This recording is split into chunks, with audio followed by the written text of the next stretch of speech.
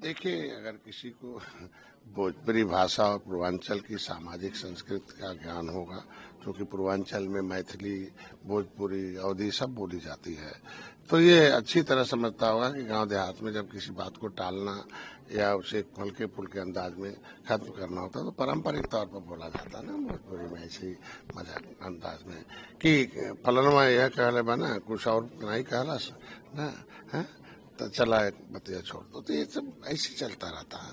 तो ये कोई अपमानजनक नहीं था, बातचीत को आगे बढ़ाने, उसको विवाद से बचने का ये प्रचलित तरीका था।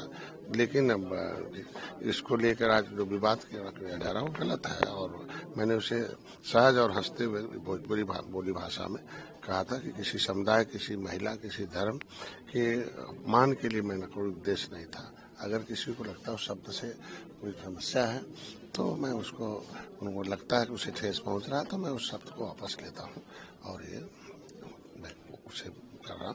लेकिन आज के दिन में कहा जा सकता है कि स्पष्ट मानना कि भाषा, बोली और संस्कृति को समझे बिना किसी बात को विवाद बनाना दुर्भाग्यपूर्ण है और समाज को जोड़ने वाली सोच रखना चाहिए और तोड़ने वाली सोच होनी चाहिए। सब तोड़ने वाले लोग हैं। लेकिन सोशल मीडिया पे भोजपुरी देखो, हिंदी और भोजपुरी एक ही है। हम लोग क्योंकि आदत भोजपुरी, हिंदी और भोजपुरी कोई अलग थोड़ी है भाई। हिंदुस्तान की भोजपुरी और अवधी सब है, हिंदुस्तान के बाहर की थोड़ी भाषा है हिंदी, अंग्रेजी। तो आपका क्या है स्पष्ट? अरे मैंने कहा ना, अगर मेरा कोई ऐसा, मैं महिलाओं की लड़ाई लड़ता हूँ, उनकी गरीबी, लाचारी, बेकारी का किस तरीके से जो है महिलाएं मतलब सामाजिक और धार्मिक अन्याय की शिकार है, तो मैं कभी अपमान के दृष्टिकोण से सोच ही नहीं सकता हूँ। अगर लगता है कि उनको कुछ किसी को ठेस है तो मैं तो ऐसे कहा कि वो मैं वापस लेता हूँ। वो जो बयान था मतलब वो सोच समझ के नहीं, ऐसे ही मैंने किसी चीज को कोई पूछ रहा तो उसमें हो गया, उसको ऐसा हमारा विचार नहीं था।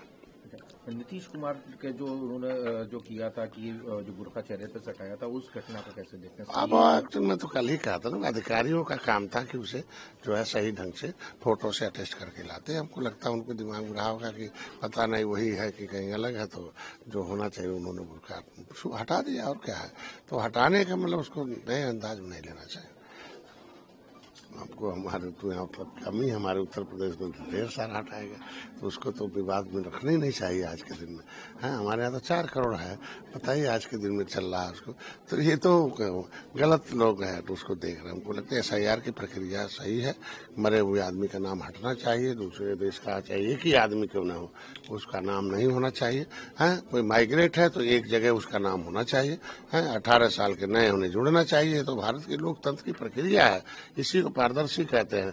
1961 में हुआ, 52 में हुआ, 61 में हुआ, फिर 85 में हुआ, 2003 में तो पहले भी होता रहा। तो उसको बिना विवाद, विपक्ष उसको विवाद बिना मतलब। हमसे जुड़े रहने के लिए हमारे YouTube चैनल को सब्सक्राइब करें और नई वीडियो की नोटिफिकेशन के लिए बेल आइकॉन को दबाएं।